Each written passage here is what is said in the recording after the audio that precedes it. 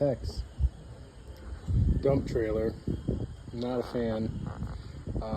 These little latches here. Here, I'll show you the one that works. They're what keeps these gates open, so they kind of slide, and this one's kind of not operating very good either, but the pin goes down in here. It probably works better without a bunch of stuff in there. Pin drops down in there and locks these gates in place. It's worked for most of the life of the trailer. It's a 2019, rusted to hell already, so 6 years old, I guess. I don't know, I guess I got somewhat higher expectations than 6 years out of a trailer, but it gave way when I was dumping. I didn't see it, and the gate caught the ground when I was pulling away, and it tore the gate to hell. But I mean, the gate's already, I mean, I've welded these hinges probably 5 or 6 times, both top and bottom, because they make this, look how thin that metal is. That's what they make the damn gate out of, this thin little sheet metal. And then look at what I'm going to replace it with. That's probably 1/8 inch, and that's, you know, I don't know, that's half of that, so that's 1/16. So there's not much to this. So I am going to cut out this entire vertical here, cut these hinges off. I got to bend this hinge back, so I'll probably heat it up and bend it back, and then we'll see how it goes. Hopefully it all works out. I mean, I'm gonna have to grind this thing. I mean, this thing's almost shot. It's ridiculous. So I will give you an update as I go. Hopefully I can get this done. I'm not the best welder, but I can make things stick together, I guess. So we'll see. All right, so I got it cut out. The old one was right here. Saved the little, I guess, the headliner side of it. So cut it out. Bought a new 2-inch square. I just put a coat of paint on it, just because I'm going to be laying it down to where I'm not going to be able to paint it. So I'll throw a coat of paint on it. I'll grind it off wherever I need to weld. But got this all set up, and it surprisingly fits well. I'm just going to cut it to length, and then I'm going to tack it in place, and then finish welding it. Then I got to work on these stupid hinges that I goobered all up over the years. So it's a good before. This is supposed to be somewhat straight. So it then basically do a 90. So I got to heat that up. Hopefully I didn't do too much. I didn't break it too much. It looks like it just peeled the weld away.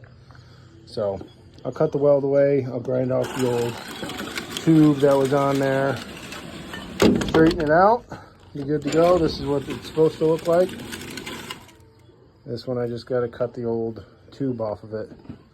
And that'll be pretty much it. Clean it up and weld it back on. So this one's in good shape. This one's a little bit of a mess, but we'll get it figured out. All right, I'll be back. All right, so I finished up welding. At least I need to put a top on it. So anyone who has a dump trailer has those stupid plastic tops, make sure, this one came with plastic one, make sure you cover these, and because those plastic tops will fall out. There was no hole in the bottom of this, so water would literally sit in here, and then it froze during the winter time and blew this thing out. Yeah, you can see it right here. See how that's all blown out? I don't know if you can see it, but it's like rounded.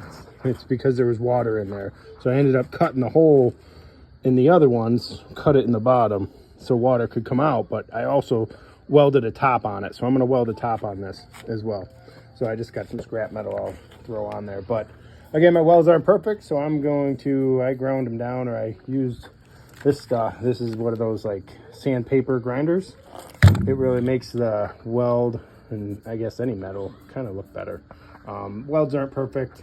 Again, I can guarantee, and I would put it in writing, that this is going to be stronger than it was from the manufacturer, because they just tacked it maybe once here, once here, once here. I welded it the whole way down. I mean, getting this apart, if I ever have to do it again, is going to be a nightmare, but I welded the crap out of this thing. It should be pretty stout. Again, not the prettiest thing, but once you throw some paint on it, I don't think anyone will ever notice.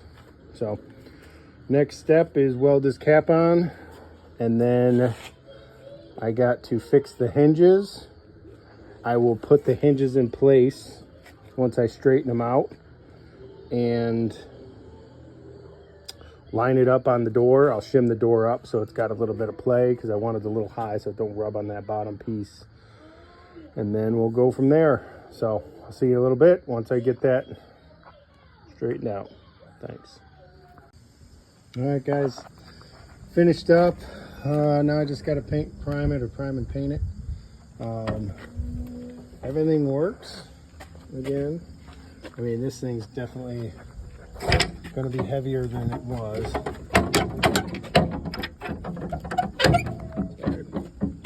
Pops in, locks. I'm probably going to do a chain just for safety, just to make sure this doesn't happen again, because I don't really like that mechanism. But it closes, locks, probably better than it did before. So all good. Cost me about, I don't know, 50 bucks in steel. So not the best welds, but again, I ground them down to make them look a little bit better. I will paint them, paint it up, and back to hauling manure, I guess. So please like and subscribe. Let me know if you've got any questions. And catch you on the next one. Thank you.